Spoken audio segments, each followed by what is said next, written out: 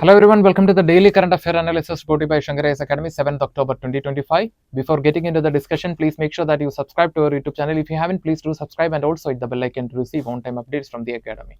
So before moving further, we have an important announcement. It is regarding the pre-storming UPSC Prelims Test Series. Batch 2 will be starting on 16th October 2025 and the link for the registration is available on the website. Do register and crack the prelims in 2026. So coming to the topics for the discussion, the first topic is Sar Creek. So we know that the Sar Creek is a region of conflict between India and Pakistan for a very long time. So in this topic, we will be discussing what is the conflict, its background, and why it is in the news recently.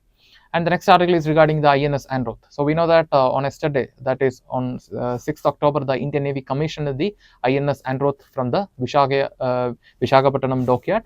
And the next article is regarding the Xenobiology. So we'll be discussing what is Xenobiology and its application in the coming days. And the next article is regarding the International Day of Older Persons.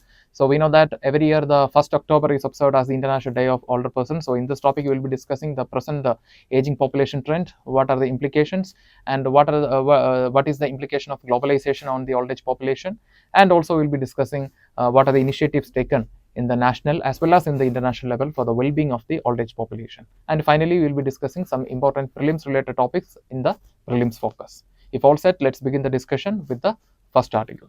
So before starting with the first article, there is a small correction from our previous discussion. So it is from the 4th October current affairs. So that time we said that according to the rule 54A of the conduct of election rules of 1961, the postal ballots are counted after the EVM counting at the centers. But actually it is not. According to the rule 54, the postal ballots has to be counted before the EVM or at least simultaneously with the EVM. But this practice is not strictly followed. And now the election commission, they gave a new direction. According to this, the postal ballots has to be completed at least before the second last round of the EVM. So we are making this correction. Sorry for the inconvenience. We will make sure that it won't happen again.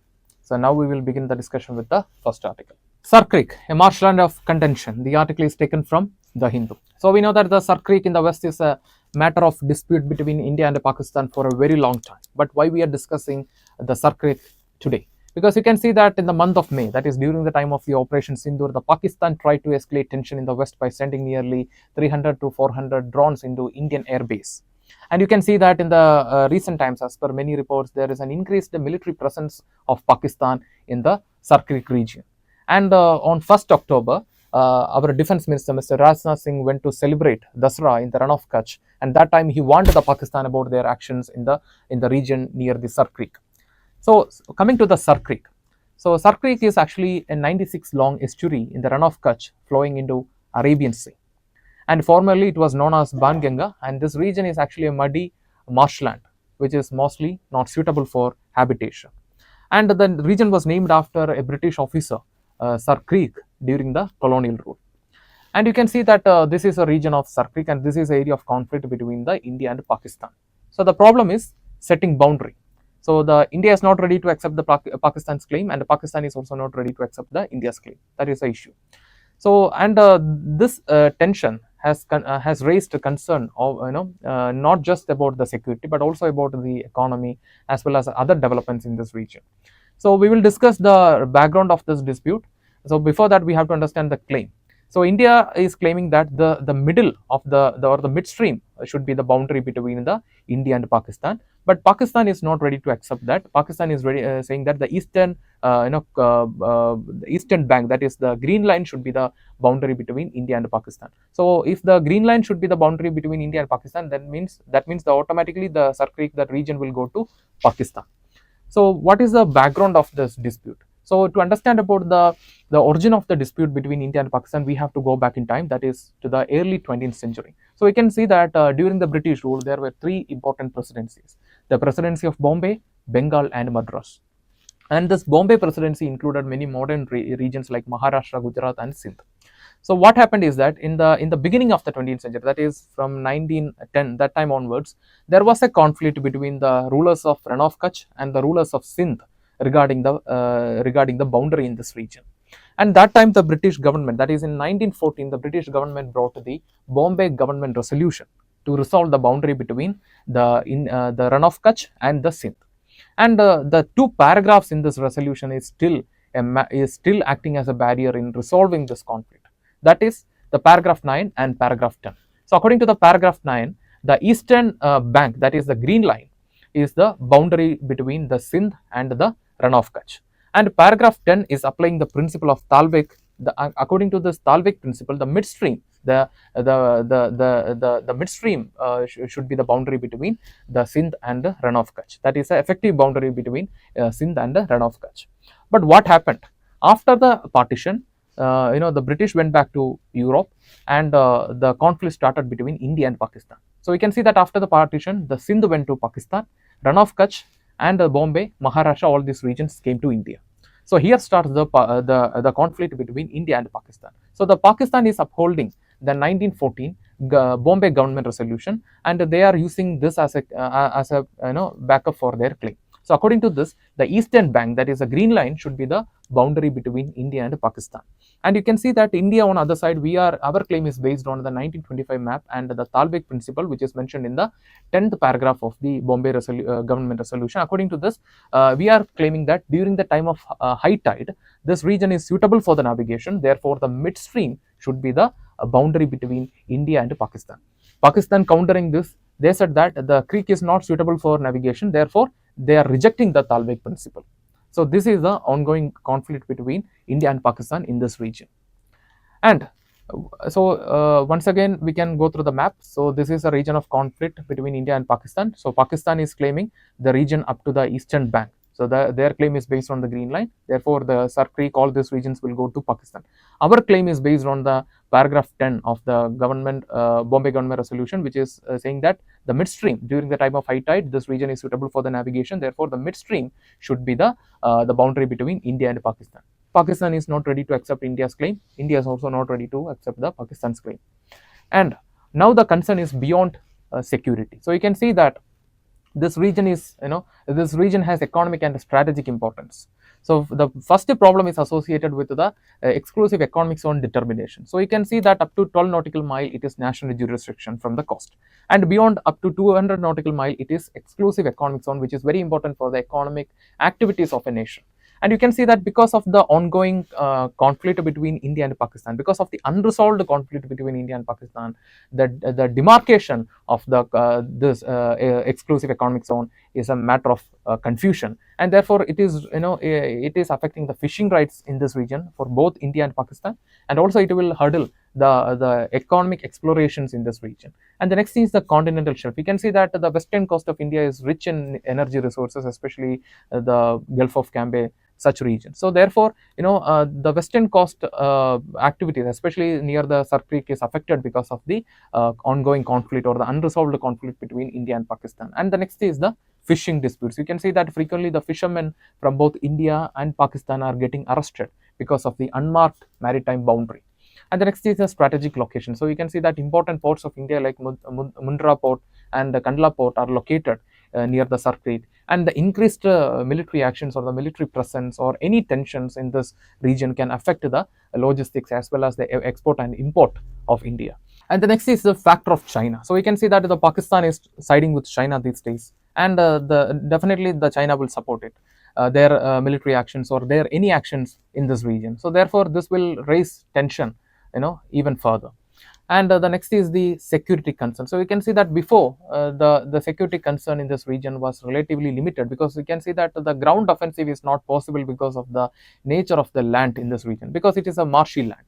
And but you can see that in the modern times that the concern is associated with security as well as it is associated with the economy and the strategic importance of this region. So you can see that the use of technologies like unmanned aerial vehicles and drones can raise security issues in this region. And you can see that it will affect the economy of India also, because the many ports, refineries, and exclusive economic installations are located in this region.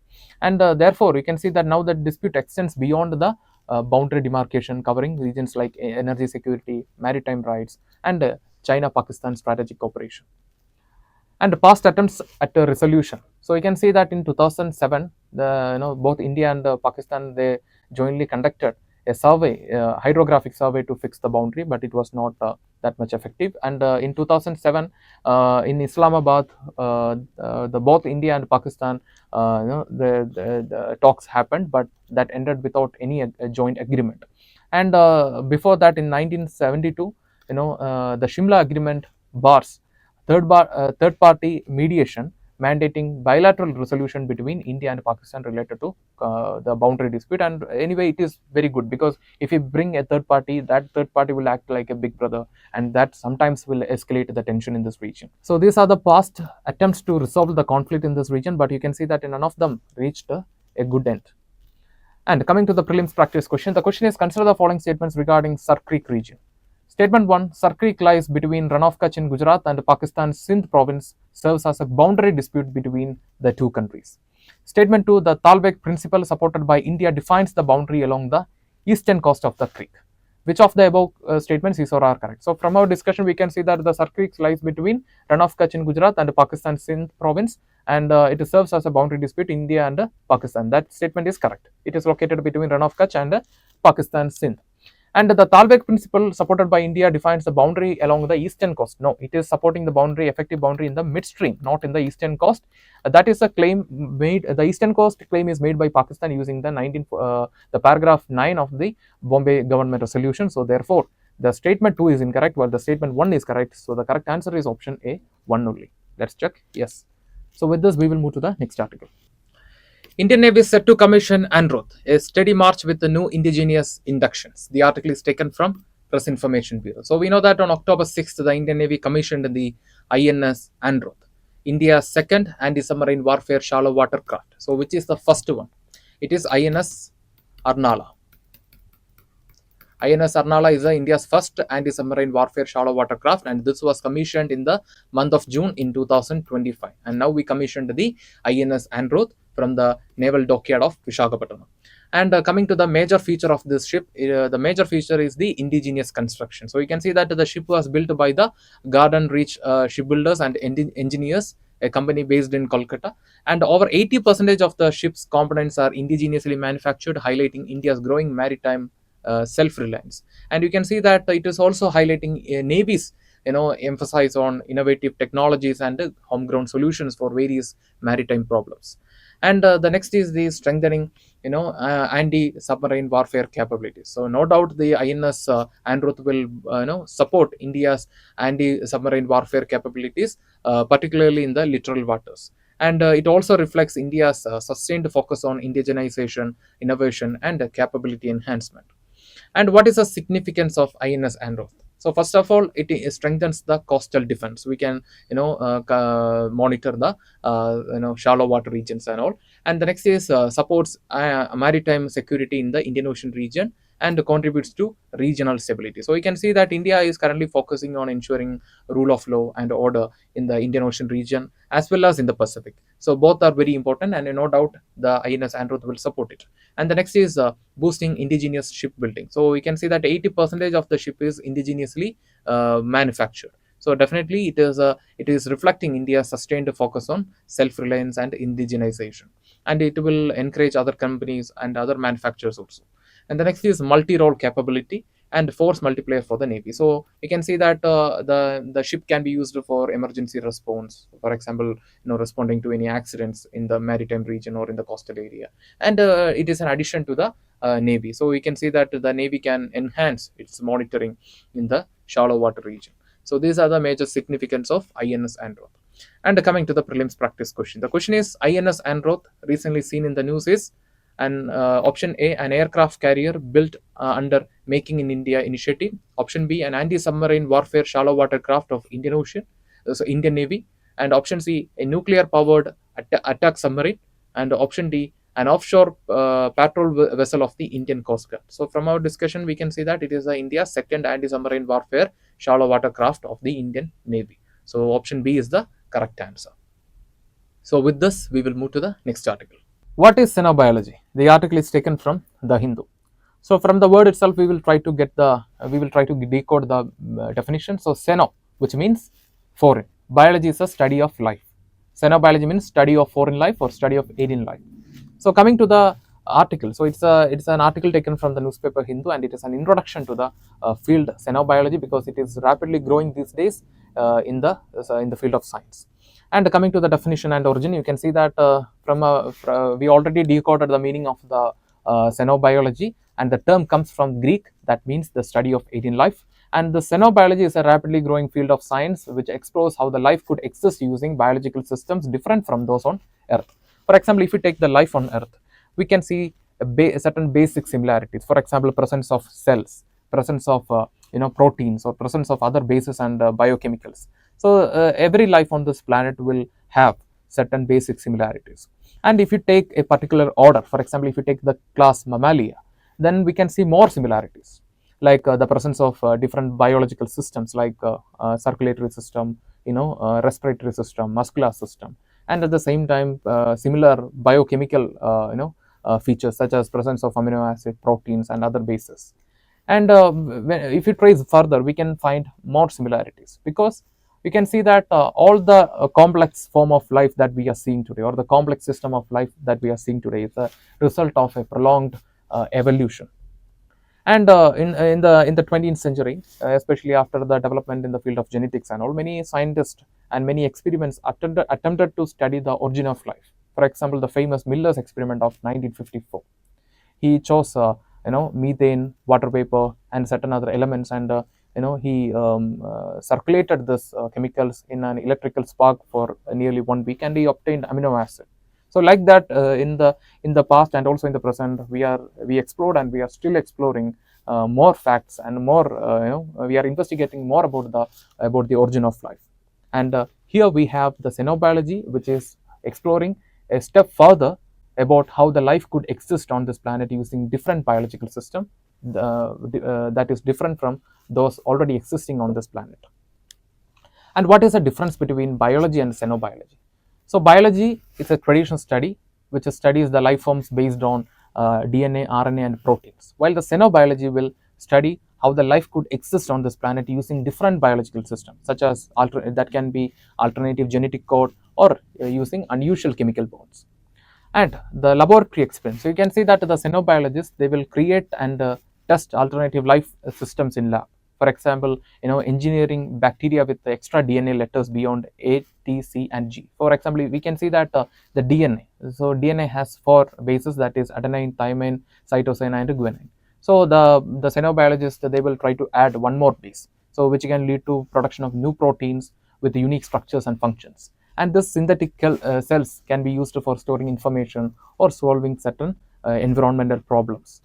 And coming to the practical and ethical value of the xenobiology, so we can see that the xenobiology can be used for producing, for example, we can alter, or we can design the microbes which are suitable for producing medicines or breaking down of toxic waste. For example, we are using bacteria to deal with the problem of oil spill in the water. So such steps can be taken further if we can develop, or we can investigate more in the field of xenobiology. And these organisms are biologically contained, that means they cannot, the organisms or the microbes we are developing through the xenobiology are they are biologically contained, that means they cannot survive outside the controlled environment. That will reduce the ecological risk associated with the developments in the xenobiology. So in this topic, we discussed what is xenobiology and its practical and ethical values, and how it is different from the traditional biology. So we have a prelim practice question. The question is, with reference to the xenobiology, consider the following statements. Statement 1, xenobiology deals with the study of life forms that use alternative biological systems different from those found on the earth. Statement 2, it involves experiments such as creating bacteria with additional DNA base pairs beyond the natural A, T, C, and G. Statement 3, organisms developed through xenobiology can freely survive and reproduce in natural environments. Which of the above statements is or are correct? Option A, 1 and 2 only, option B, 2 and 3 only, option C, 1 and 3 only, and option D, 1, 2 and 3. So from our discussion, we can see that they are laboratory contained organism. That means they cannot survive outside the controlled environment. So therefore, the statement 3 is incorrect. The organism developed through the xenobiology can freely survive and reproduce in the natural environment. It is not possible because they are biologically contained. They are contained in the lab, and they can live only in the controlled environment. So therefore, the statement 3 is incorrect. while the statement 1 and 2 are correct. So the correct answer is option A, 1 and 2 only. So with this, we will move to the next article. International Day of Older Persons. The article is taken from Press Information Bureau. So we know that every year the day is observed on 1st October. The International Day of Older Persons is observed on 1st October, and this year also the Government of India along with the Department of Social Justice observed the International Day of Older Persons in the Dr. B.R. Ambedkar International Center in New Delhi.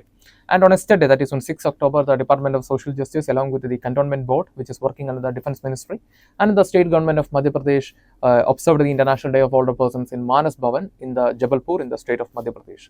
So in this background, we are going to discuss the brief background of the International Day of Older Persons, and also we will be discussing the present aging trend based on some recent reports, and then we will be discussing the major challenges faced by the old age population, and also we will be discussing the impact of globalization, both positive and negative impact of globalization on the old age population, and finally we will have a glimpse about the silver economy, and then we will discuss some of the important initiatives taken in the national as well as in the international level for the well-being of the old age population. So starting with the International Day of Older Persons. So we know that every year it is observed on 1st October, and it was established by the UN General Assembly in the year 1990 through a resolution, that is 45/106, and it is observed for the first time. We observed this day in the year 1991. And the objective is to raise awareness about the challenges faced by the aging population and acknowledge their contributions to the society. And this year the theme is older persons driving local and global action, our aspirations, our well-being, and our rights. And coming to the present global aging trend, so we can see that the study was published by the WHO in 2019. So according to in the year 2019, over 700 million people in the world are the have the age above 65, and the highest number of the population are from Europe and North America. And the WHO also made certain future projections, that is by 2050 the people with the age above 65 will exceed 1.5 billion out of the total population in the world. And you can see that people above the age of 80 will triple to the present 426 million. And the regions like Asia will witness an increase, a largest increase in the coming days, especially the regions like Southeast Asia and Far East Asia. And the regions like Sub-Saharan Africa and the West Asia will also witness an increase in the aging population. And what are the drivers behind this aging population? The first is the rising life expectancy. You can see that because of the improvement in the living standard, because of the improvement in the healthcare sector, the life expectancy of the people will also increase. For example, if you take the case of Japan, the people are living for 90 to 100 years without much health complication, and that is the case of India also. In India the average life expectancy is currently standing at 70 plus. So we can see that because of the improvement in the healthcare sector and living standard, that includes accessibility to the healthcare, proper medicine and proper diet, the life expectancy of the people is also increasing. And the next is the decline in the fertility rate. So we can see that because of the socio-economic development, when an economy develops, the fertility rate in the economy will automatically fall. So this is a theory. So if you take an underdeveloped country, that time the fertility rate as well as the death rate will be very high. And if you take the case of the developing country or a developing economy, the birth rate will be high while the death rate will reduce. And if you take the case of a developed economy, in that case both the fertility rate as well as the death rate will reduce. So you can see that because of the socio-economic developments across the world, there is a decline in the fertility rate. So therefore in the future there will be a high population with the age above 60 or 65 plus. And coming to the case of India, so according to the study published by the United Nations Population Fund, so currently you can see that the population above the age of 60 contributes nearly 10% of the total population in India, that is coming around approximately 149 million. And you can see that by 2050 the population above the age of 60 will touch 347 million, that is nearly 20% of the total population. And by 2100 the population above the 60 will exceed 36% of the total population in India. And you can see that what will be the impact of this population trend. The first is social impact, such as need for long-term care and the age-friendly infrastructure in the economy. And the next is economic related problems. You can see that when people becomes older, they cannot work like they used to do before. So therefore, if they do not have proper investment, if they do not have proper pension from their employer, in that case, there will be an increase in the inequality, discrimination, and poverty in the old age population. And the next is the concern associated with the caregiving. So you can see that after a particular age, the health of the men will deteriorate faster than the women. So in that case, what happens, the in the future, out of the aged population, majority of the people will be women. And you can see that in that case, the caregivers has to be women. So both the care provider as well as the recipient will be women. So therefore, the women has to bear a disproportionate care responsibilities in the upcoming days if the trend is going like this.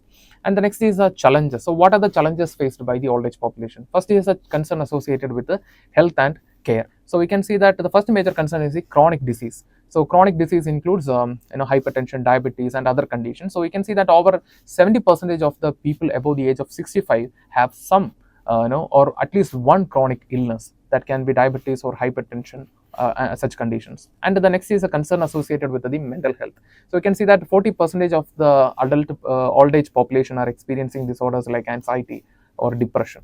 And the next is a dementia. So we can see that across the world, there is, as per the present projection, there will be an increase in the old age population. Therefore, the conditions like neurodegenerative conditions like dementia will also will increase by double or triple, and this will raise the demand for specialized care.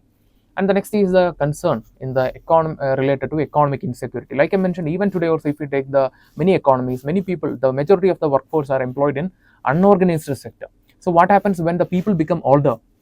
That time they may not have sufficient pension or investment to meet their demand, or their needs. So what happens? This will lead to poverty, discrimination, and inequalities, such problems. And the next is the healthcare costs. You can see that the globalization helped the governments to transfer their knowledge, their technology, and medicines. But at the same time, the developments of globalization based on privatization will increase out of pocket expenditure, both in the family as well as especially in the healthcare. And the next is the public burden. So you can see that if the old age population is high and the workforce is shrinking, in that case, the government has to spend more on social security scheme. So this will bring a strain on the government. And the next is the challenges associated with the social and rights. So you can see that isolation. So we can see that because of the need for job or for better living standard, the youth population will migrate from one region to another region, or one country to another country. In that case, their parents, that means the old age population, will experience loneliness. And you can see that nearly 25% of the older adults are experiencing this loneliness. And you can see that loneliness is very dangerous because it can lead to a lot of problems like anxiety, depression, and other mental health problems. And the next is aging. So we can see that next is ageism. You can see that in the United States, nearly 30% of the people above the age of 50 are facing age-based discrimination.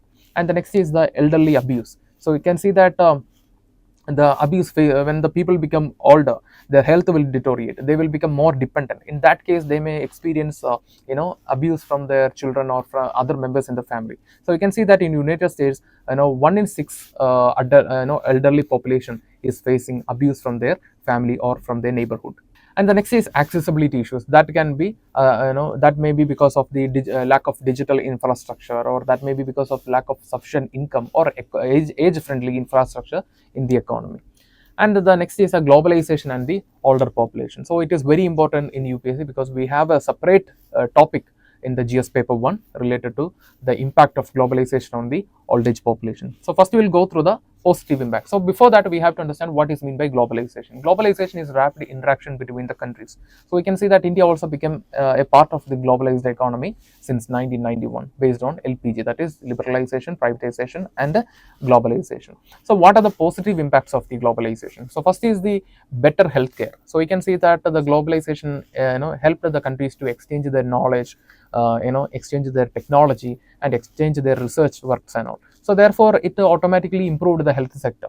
And the next is the and definitely this will helpful for the old age population also. And the next is the connectivity. So you can see that the accessibility to the internet communication technologies, so such as Google Meet, Zoom, or Skype and all. So using this, the old age population, the parents can interact with their family members who are working in other countries. And the next is a remittance. So you can see that the remittance from other countries contributes to the economy as well as to the family income. And you can see that in 2020, India received nearly 83 billion US dollar as remittance. And you can see that many people in India are working in the IT sectors in the United States. Definitely, it will contribute to the economic growth. Remittance is important for the economy as well as for the household also. And the next is negative impact. So first is the weakened family support. You can see that traditionally India is known for joint family system, and because of this industrialization, because of the migration, now the traditional joint family structure is breaking, and that is resulting into formation of many nuclear families.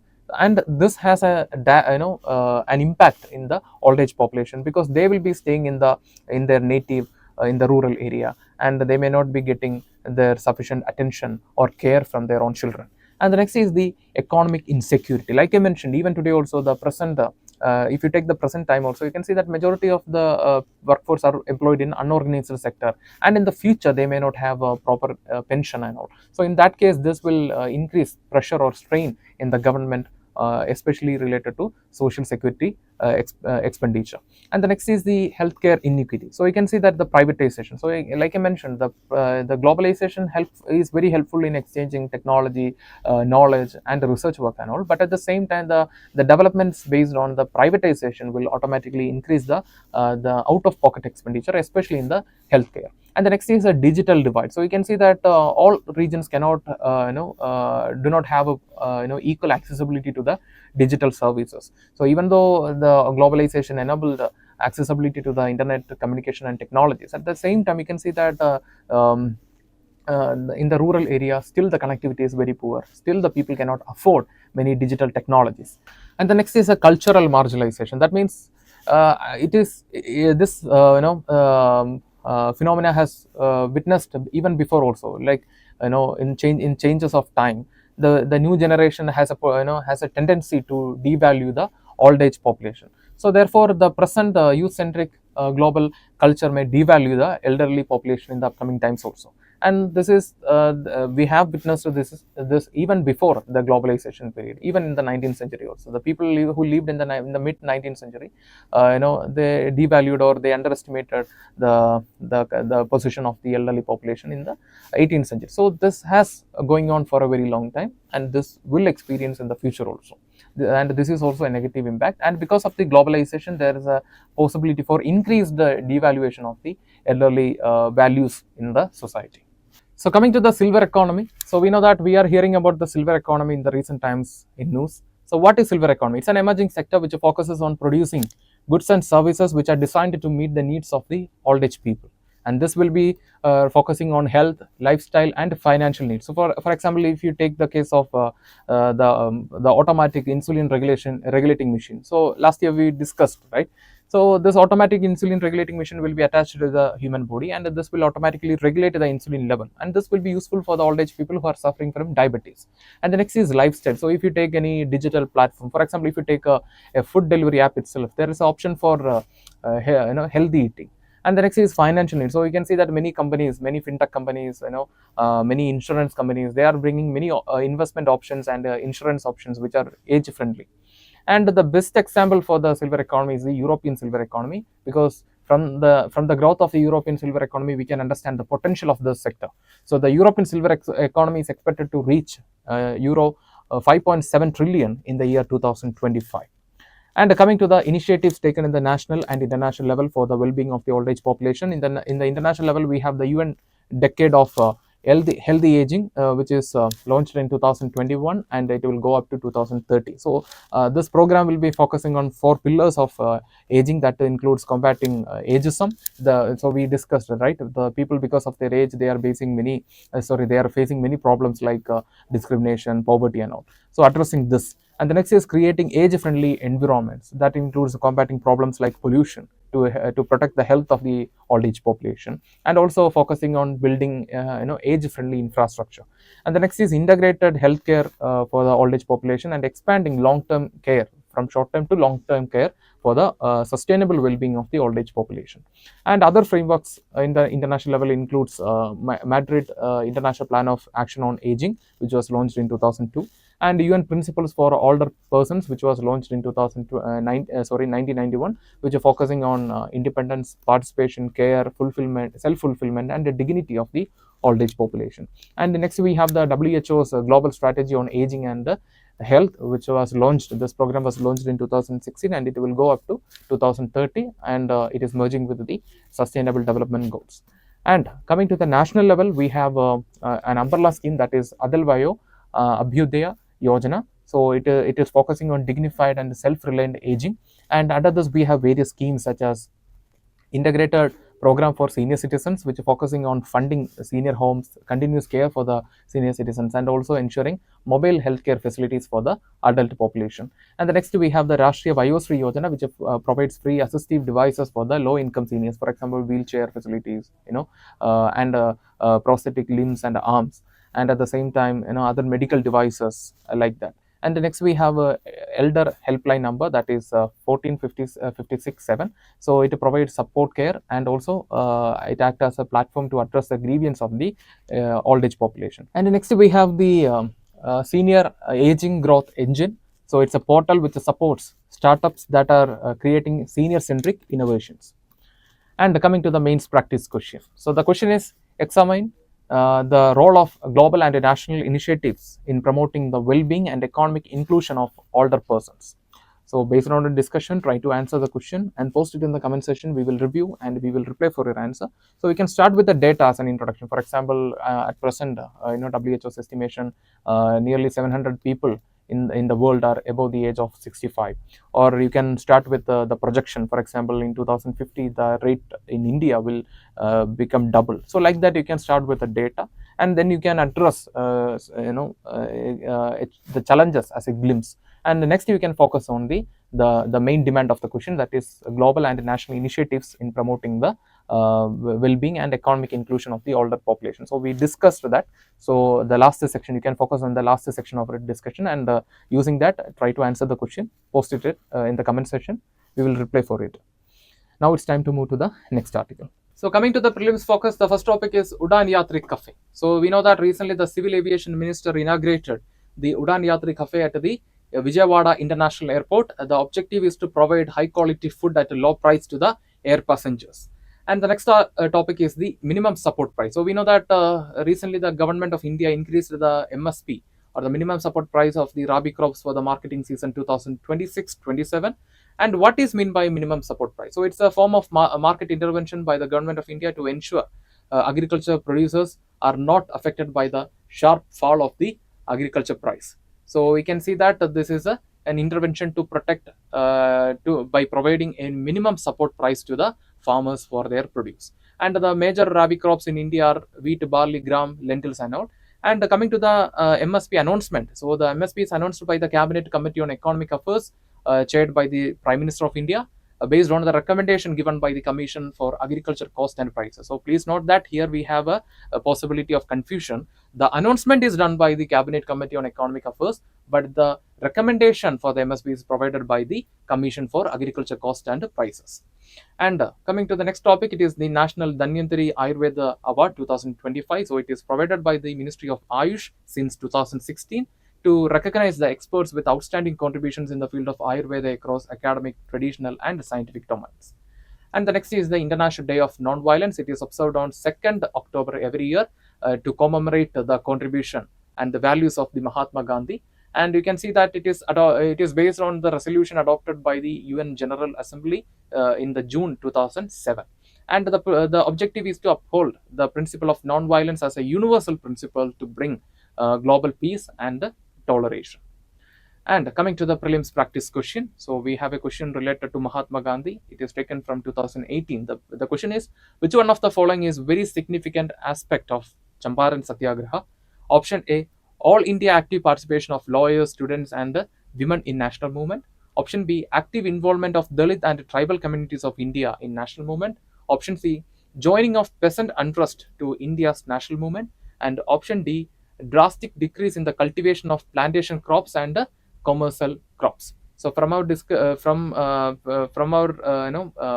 understanding, we can see that the Champaran Satyagraha is mainly an agrarian Satyagraha to bring justice to the farmers affected by the Teen Katya system. So it is the joining of the peasant unrest to the national movement. So this is the right answer. So it is not about the Dalit, it is not about the professionals or like lawyers and all.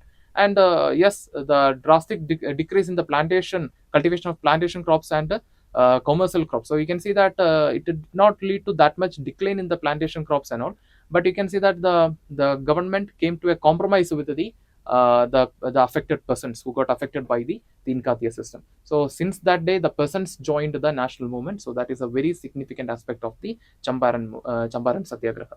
With this, we are coming to the conclusion for today's current affair analysis. If you like the video, hit the like button, give your feedbacks as comments, and share this content with your friends. And before leaving this channel, don't forget to subscribe and also hit the bell icon to receive on-time updates from the academy. Thank you for listening to us. Thank you for listening to me. Have a nice day.